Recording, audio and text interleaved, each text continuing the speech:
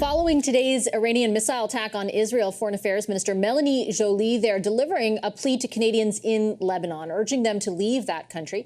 Canada has secured hundreds of seats on commercial flights, but there are between 45 and 50,000 Canadians in Lebanon. We asked to speak to Minister Joly about those efforts, but our request was declined. Canada's UN Ambassador Bob Rae, however, does join us live from his offices now. Ambassador, good to see you again. Thank you for making the time. Thank you for asking me. Good to be with you. Before I get into the Canadians in Lebanon, I just actually wanted to ask for your assessment of where things stand in the Middle East. And in particular, I feel like we've been interviewing you on a number of occasions throughout the last year when, something similar to this had happened, but maybe not similar. And I'm just wondering if you think this is any different, if you have that feeling. Oh, for sure it's different. There, in the last 10 days, there are no guardrails here. I mean, there's no... We talk sometimes about the rules of engagement, the rules of war. We talk about quiet diplomacy, a lot of ways in which there's signals that are given and there were no signals given. There were no signals given with respect to the attack on Hezbollah. It was dramatic and devastating. And now we're in a situation where Iran has launched an attack on Israel without any warning. There may have been some intelligence that allowed Israel to take steps because everybody has ways of monitoring what other people are doing. But yeah, this is a very dangerous situation. That it's difficult to find ways of how to predict what others are going to do. But I think it's clear. I mean, in the attack on Hezbollah, it's important to remember that there were several Iranian officials who were killed as well, senior military leaders. So they were there in Hezbollah headquarters. I mean, this is an operation that is run out of Iran. I've been saying this for a long time, that Iran has been very much leading the charge and using their proxies, and their proxies in Syria, their proxies in Lebanon, and their proxies in Gaza. And that has led to the attack by Hamas, which in turn has completely dramatically transformed the situation from a security point of view. It's devastating. From the point of view of civilians now, we have tens of thousands killed. We have hundreds of thousands of people displaced. We have a humanitarian catastrophe, the full consequences of which we still don't understand.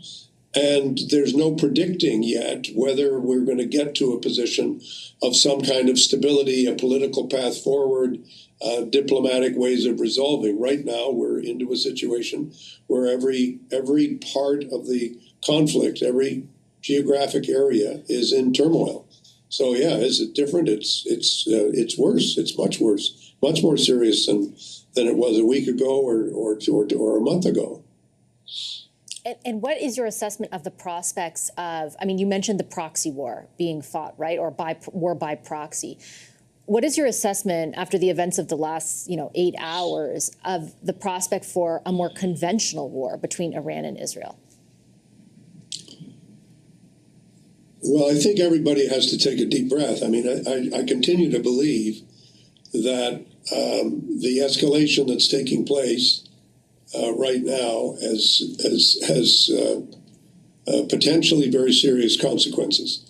And I understand what I listened carefully to what the Israeli ambassador had to say, and I think we all understand that Israel's security needs are extremely important, and Israel finds itself in a position where there is no effective government in Lebanon. There's significant challenges in dealing with trying to find a partner who's willing to negotiate or deal with the situation. But the thing that Israel also has to understand, and I think the ambassador said it again, is that the way to security is not exclusively through relying on a military response. The way to security is try to develop an understanding about how people are going to go forward. The two-state resolution of the conflict in Palestine is for us is fundamental, and for Canada is basic to what will be a political element. But getting there is very difficult, and there are a lot of steps along the way. Right now, we have to deal with an unprecedented attack by Iran, not only through its proxies, but on its own.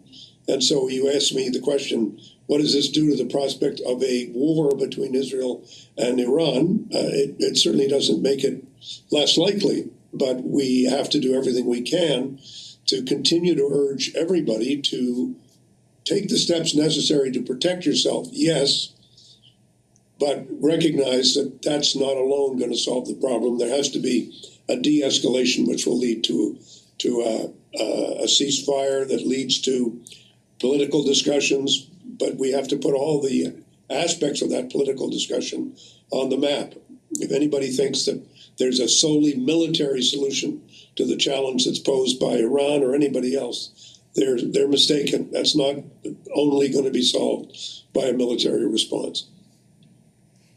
Does Canada believe that Israel has the right to retaliate against Iran or simply defend itself? And I ask that just based on the Prime Minister's statement that he just put out moments ago. Canada unequivocally condemns Iran's reckless attack against Israel. It puts innocent civilians at risk. He went on to write, "We fully support Israel's right to defend itself against this attack, and we repeat our call for de-escalation across the region for the safety of all civilians." Is Canada's position that it supports Israel's right to shoot those missiles out of the sky, for lack of a better way of articulating it, or do they have the right, in Canada's view, to retaliate against Iran based on the attack today?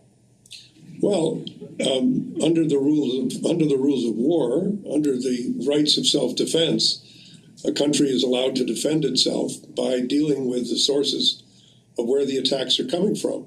But having said that, Vassy, please don't think that it's only a matter of you do this and I do that and you do this and I do that. That's a recipe for going up the ladder of escalation. So at some point you have to say, how do we end the escalation? And that's not a decision that only one country can make. It's not only Israel's decision as to what it does, it's also Iran's decision as to what it does. It's Hezbollah's decision as to what it does. So far, Hezbollah is not asking for a ceasefire, is not offering to settle, go north of the Litani River and not attack Israel. Iran has made no statements about how they want to reach a peaceful solution with two states. So it's not easy for Israel to figure out in this kind of an environment, what are we supposed to do? We need to understand something.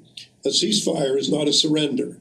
A ceasefire is a mutual agreement by all parties to a conflict to stop fighting the way they're fighting. And so it's very difficult to ask one party to take steps when other parties show no signs, zero signs, of being willing to de-escalate. And you can't only ask one party to de-escalate. Everybody has to de-escalate.